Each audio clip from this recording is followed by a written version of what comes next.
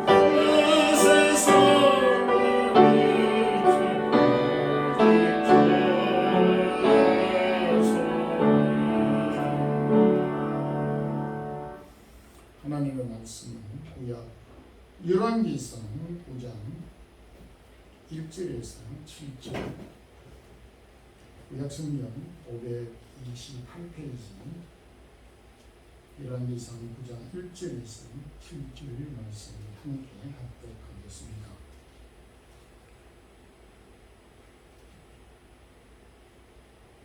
솔로몬이 여호와의 성전과 왕궁 건축을 마치며 자기가 이루기를 원하던 모든 것을 마친 때에 여호와께서 전에 기브온에서 나타나신 같이 다시 솔로몬에게 나타나사 여호와께서 그에게 이르시되 내 기도와 내가 내 앞에서 간구한 바를 내가 들었은즉 나는 내가 건축한 이 성전을 거룩하게 구별하여 내 이름을 영원히 그곳에 두며 내 눈길과 내 마음이 항상 거기에 있으리니 내가 만일 내 아버지 다윗이 행함같이 마음을 온전히 하고 바르게 하여 내 앞에서 행하며 내가 네게 명령한 대로 온갖 일을 순종하여 내 법도와 율례를 지키면 내가 네 아버지 다윗에게 말하기를 이스라엘의 왕위에 오를 사람이 내게서 끊어지지 아니하리라 한 대로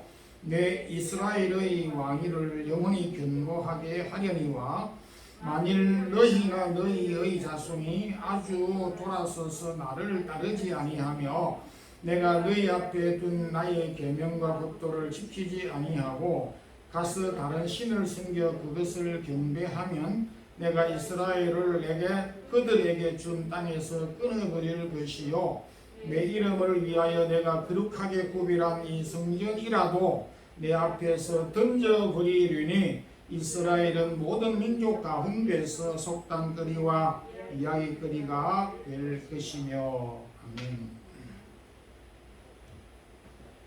열왕기상은 총 22장으로 구성이 되어져 있습니다. 22장 가운데 두 부분으로 나누면 1장에서 10장까지는 솔로몬의 최고 영광의 절정을 기록하고 있으며 후반 부분 11장부터 22장까지는 이스라엘이 남북으로 두 나라가 나뉘어서 결국 비극을 보게 되는 비극의 절정을 기술하고 있습니다. 오늘은 열왕기상 전체에 있는 내용을 근거로 해서 영광의 절정과 추락의 절정이라는 제목의 말씀으로 함께 은혜를 나누겠습니다. 이스라엘과 솔로몬의 경우뿐만 아니라 우리의 삶 가운데서 최고의 영광의 절정은 하나님의 관심에서 시작이 되고 출발이 된다는 것입니다. 사람은 누구나 꼭 이루고 싶은 과업이 있습니다. 그것을 목표라고도 말을 하기도 하고 사명이라고도 말하기도 하고 또한 개인적인 소망이라고도 말로 표현할 수가 있습니다. 솔로몬이 이루고자 했던 과업, 사명, 소망은 바로 성전 건축이었습니다. 성전 건축은 자신이 이루고자 했던 최대 과업일 뿐만 아니라 아버지 다윗이 참으로 이루고자 했던 과업이기도 하였습니다. 성전 건축은 이스라엘 백성이 출애굽한 다음에 480년 만에 시작이 되었고 솔로몬이 왕위에 오른 지 4년째 만에 성전 건축이 시작이 되었습니다.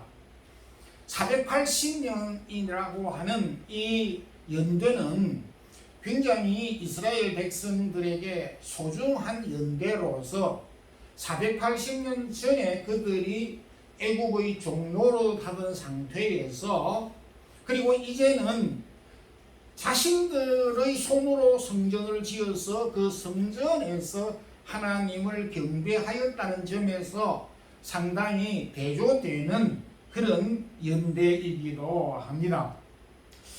우리가 흔히 하는 말로 사람이 첫 단추를 잘 꿰는 것이 중요하다 그렇게 말을 합니다. 솔로몬에게 있어서 첫 번째 단추, 첫 번째 끼웠던 단추는 바로 성전 건축이었습니다. 사람이 무엇을 하느냐, 어떤 것에 관심을 가지고 있느냐를 보면 그 사람이 어떤 사람인가를 짐작할 수가 있습니다.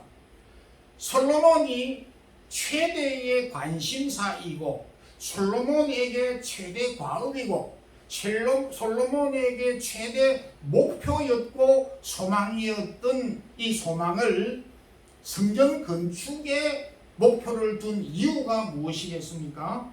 오늘 성경은 똑똑하게 말씀을 하고 있는데 3절 가운데서 해답을 주고 있습니다. 내가 너의 건축한 이 전을 거룩하게 구별하며 나의 이름을 영원히 그곳에 두며 나의 눈길과 내 마음을 항상 거기에 둘 것이다 라고 하신 하나님의 마음과 하나님의 관심을 솔로몬은 이미 알고 있었다라는 뜻이 되는 것입니다. 솔로몬은 하나님이 나에게 원하시는 것, 하나님이 나를 통하여서 이루고자 하시는 그 목표와 소망과 사명이 무엇이라고 하는 사실을 미리 파악하고 알고 시행을 했다는 점에서 솔로몬은 참으로 지혜로운 사람이었다라는 것을 알 수가 있습니다.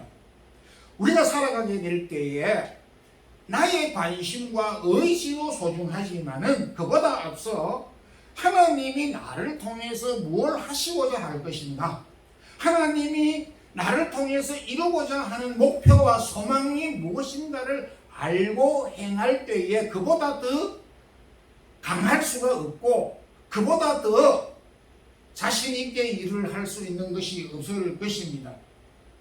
이제 그런 점에서 우리가 살아가면서 하나님이 부족한 나를 통하여서 무엇을 이룰 것인가, 하나님의 관심과 의지와 계획이 무엇인가를 파악하고 그 하나님의 뜻을 따라 진행하는 것이 대단히 중요하다고 할 수가 있습니다. 그런 점에서 믿음의 삶이라고 하는 것은 내가 꼼꼼히 계획을 잘 세우는 것도 필요하지만은 그럼에도 나의 계획과 의지와 내가 하고 싶은 어떤 목표와 그 소망 이전에 하나님이 부족한 나를 통하여서 하시고자 하는 그 일이 도대체 무엇인가, 하나님의 관심이 무엇인 것을 내가 알고 그 계획을 따라 추진하고 행하는 삶이 중요하다는 것입니다. 그런 점에서 솔로몬은 우리에게 좋은 본을 보여주었습니다. 하나님이 우리에게 원하는 것을 우리가 따라 행할지언정 하나님이 도대체 원하지 않는 것을 우리는 삼가해야 한다는 말씀을 배울 수가 있습니다. 솔로몬을 통해서 하나님이 최대의 영광의 자리에 오르게 하신 것은 솔로몬이 하나님의 관심과 하나님의 요구사항을 알고 행하였다는 점에서 솔로몬의 인생 전체의 최대의 영광의 절정에 이르는 삶을 살 수 있었다는 것을 보게 되면서 우리 역시도 하나님이 나를 통해서 이루고자 하시는 것이 무엇인 것을 꼼꼼히 우리가 체크하고 알고 하나님이 나를 통해서 이루고자 하는 것에 대한 관심을 행하고 이루는 그런 성도들이 되기를 소망합니다. 두 번째 부분에 있어서 추락의 절정은 하나님을 떠난 데서 시작이 되었습니다. 우리나라에 이문열 씨라고 하는 소설가가 있는데 그 소설 중에 추락하는 것은 날개가 있다라는 그런 소설이 있습니다. 추락을 하지만은 날개가 있으니까 어지간히 추락하다가 다시 재기할 수 있다라고 하는 긍정적인 그런 제목이라고 생각이 되는데, 그런데 한국 사람들이 이 이문열 씨가 이 제목을 만든 것으로 착각하고 있는데 이 사람이 자기가 창작해서 낸 것이 아니고 오스트리아의 바하만이라고 하는 사람이 이 단어를 사용했는데 살짝 가지고 와서 한국에서 공개를 했는지 안 했는지는 모르지만은 그렇게 사용이 됐습니다. 이문열 씨의 소설은 추락에는 날개가 있다라고 말하였지만 솔로몬이 추락할 때는 날개가 없었습니다. 솔로몬은 하늘을 찌르는 듯한 영광의 최고 절정에, 누구도 그 영광의 절정에 이런 사람이 없을 정도로 영광의 최고의 절정에 있었던 그가 추락할 때는 끝없이 추락하였는데, 솔로몬보다 더 끝없이 추락한 사람이 이 세상 사람 가운데 그리 많지 아니할 정도로 끝까지 추락했던 모습을 보게 됩니다. 우리식으로 표현하게 되면 천절 낭떠러지로 솔로몬의 그 영광이 떨어져서 추락하게 된 모습을 11장에서부터 이제 보게 됩니다. 솔로몬이 추락하게 된 결정적인 실책을 11장 이후에 세 가지로 기술을 하고 있습니다. 첫 번째는 솔로몬이 최고의 영광의 자리에서 최고의 이 절정의 자리로 추락하게 된 것은 하나님보다 군사를 더 의지했다고 말하고 있습니다. 고대 사회에 있어서 말은 군사 힘이었고 바로 나라의 힘이었습니다. 제국의 힘을 말할 때는 말의 숫자가 얼마나 되느냐에 따라 판단을 하게 될 정도였습니다. 이것은 나라가 튼튼하기 위해서 군사를 동원하지 말라는 것이 아니라 이 열왕기상 저자가 말해주고 있는 내용은 하나님을 얻고 하나님을 의지하지 않고 전적으로 군대에 힘을 의지했다는 것을 여기에서 말하고 있습니다. 이스라엘 백성들이 출애굽할 때 애국에서 그 병거가 600성이라 이렇게 기록하고 있습니다. 그런데 솔로몬 당시에 물론 세월이 한참 480년 지났지만은 솔로몬이 가지고 있었던 병거는 1400병거였고 마병은 14,000이었습니다. 이집트가 가지고 있는 군사력의 10배가 넘는 군대를 증강시켰습니다. 이것은 뭘 의미하느냐 하니까 하나님을 못 믿겠다는 것입니다. 하나님을 의지하기보다 내가 스스로 군대를 양육해서 강한 군대를 만들어서 나라를 정복하고 이 나라를 부강하게 만들어야 하겠다라고 하는 인간적인 의지가 강하게 담겨져 있었습니다. 그래서 일찍이 모세를 통하여서 신명기 17장 16절에는 왕이 된 자는 말을 많이 두지 말 것이요 라고 경고한 바가 있었습니다. 그래서 솔로몬이 군대를 많이 두었다는 것 자체에 대하여서 성경은 잘못했다라고 말하지 아니하고 하나님보다도 군대의 힘을 더 의지했다는 것을 지적하고 있습니다. 여기에서 오늘 우리에게 주시는 교훈은 우리가 이 세상에 좋은 환경이나 여건이나 도구들을 많이 소유하고 있다는 그 자체에 대하여서 그것은 어떤 죄책이 되고 잘못이 되는 것이 아닙니다. 그것을 의지하고 그 자리, 하나님의 자리에 그것이 대용이 될 때에 문제가 될 수 있다는 것을 말해주고 있습니다. 두 번째, 솔로몬이 추락을 하게 된 동기는 이방 여인을 취하였고 우상을 숭배하였습니다. 오늘 본문 가운데서도 내가 하나님을 잘 섬기면은 네 후손 대대로 왕위에 오를 왕위가 계승될 것이지만은 내가 택한 내 백성이라도 너의 그 왕이라도 하나님을 섬기지 않고 우상을 섬기게 되면 빼앗아서 다른 사람에게 줄 것이다라고 말씀을 하였습니다.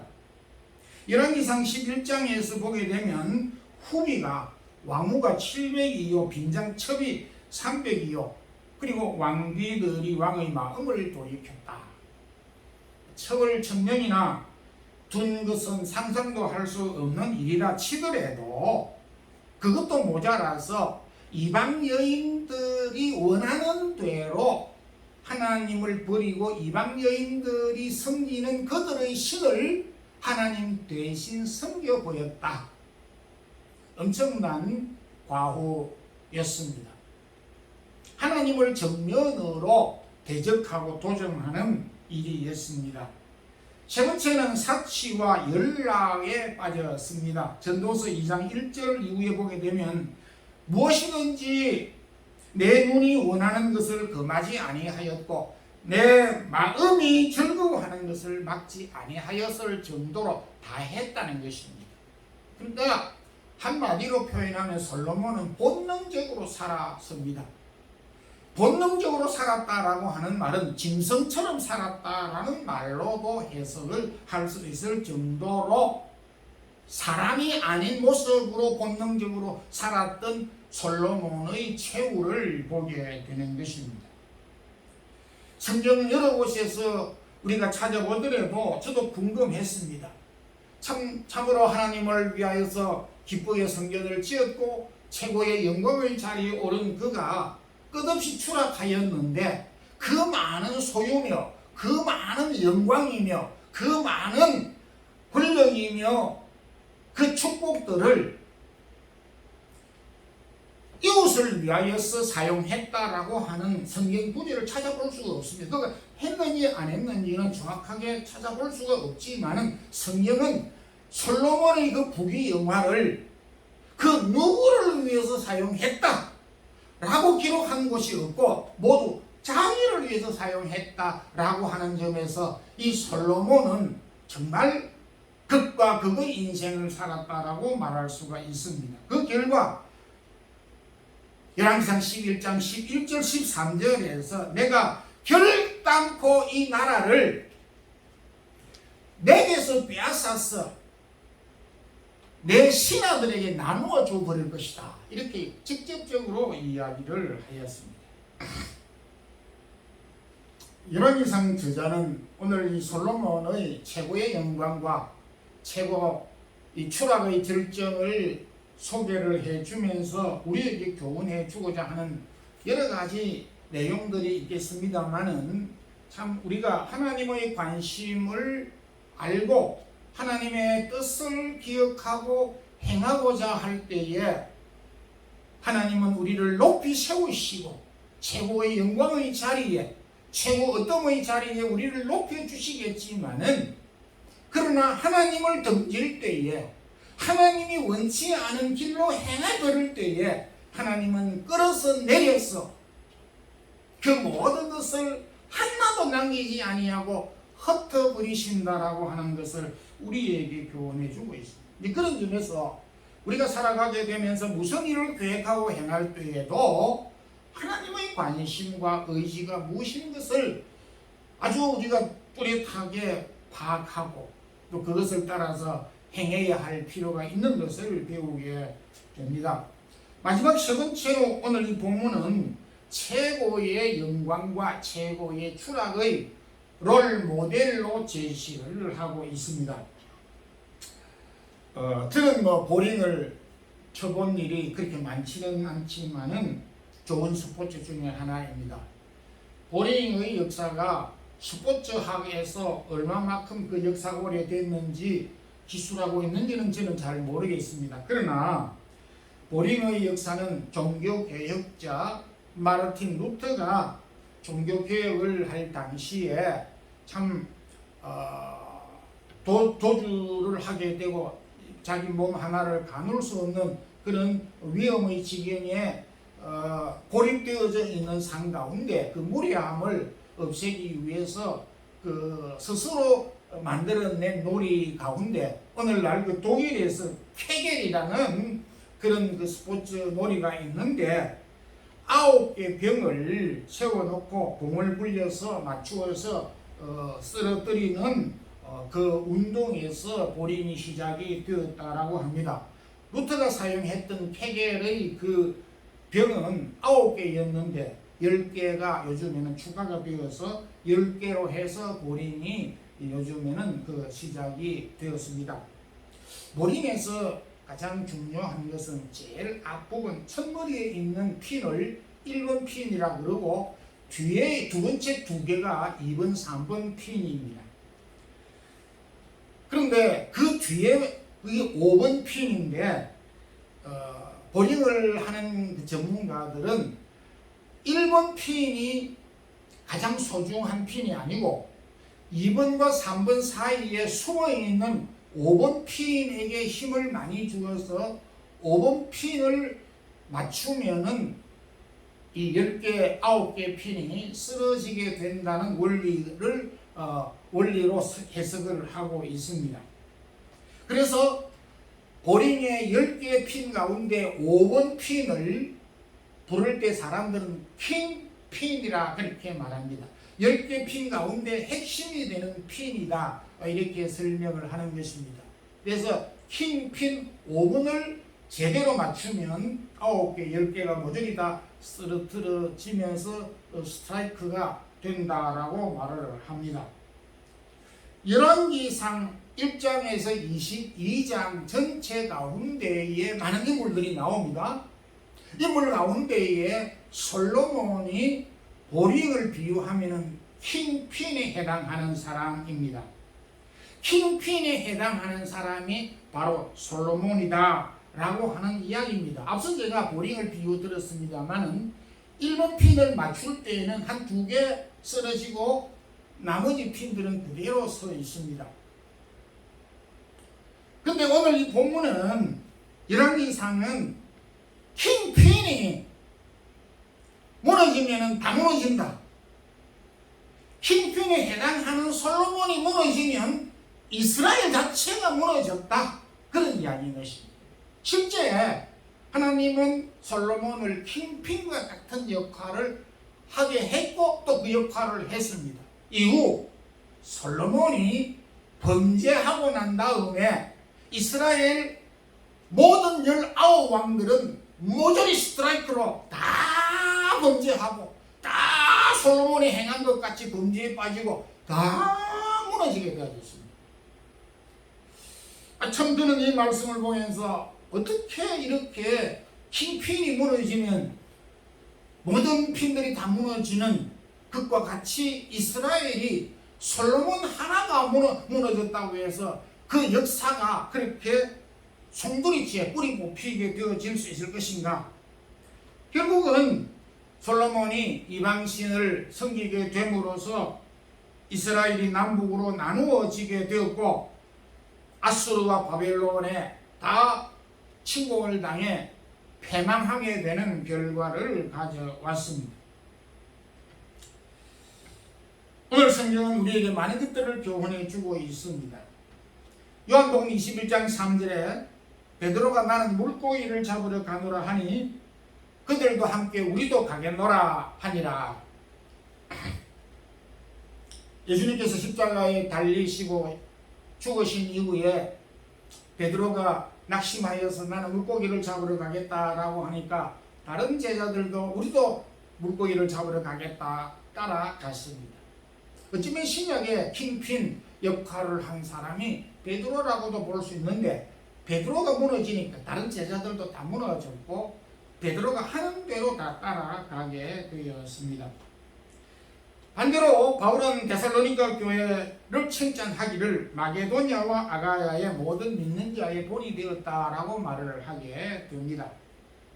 좋은 사람은 좋은 모델이 되면서 그 이후에 좋은 것을 생산하게 되지만은 나쁜 모델이 될 때는 그 이후에 계속적으로 나쁜 내용들이 양상된다는 것을 말해 주고 있습니다.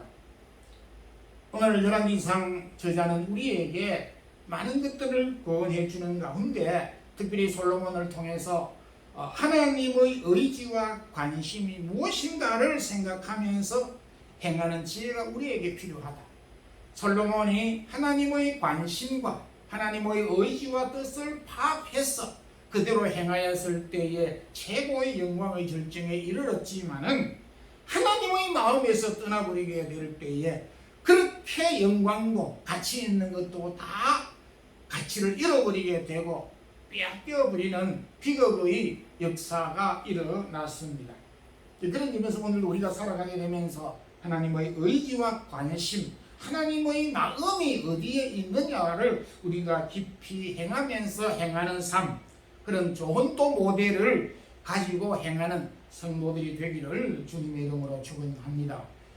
기도하겠습니다. 하나님 아버지 감사합니다. 오늘도 무더운 날씨 가운데 우리에게 귀한 예배의 시간을 주시고 오늘도 열왕기상 제자를 통하여서 솔로몬의 위대했던 점과 솔로몬이 추락하였던 점을 우리에게 상기시켜 주면서 하나님의 관심과 의지와 마음이 어디에 있는가를 우리가 기묘히 파악하고 하나님의 마음과 관심을 따라 행하는 삶을 사는 우리 모든 성도들이 되게 하옵소서. 예수 그리스도 이름으로 기도드리옵나이다.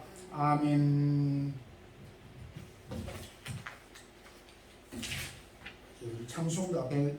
찬송가 67장 1절 부르면서 준비했으면 노래를 드리겠습니다.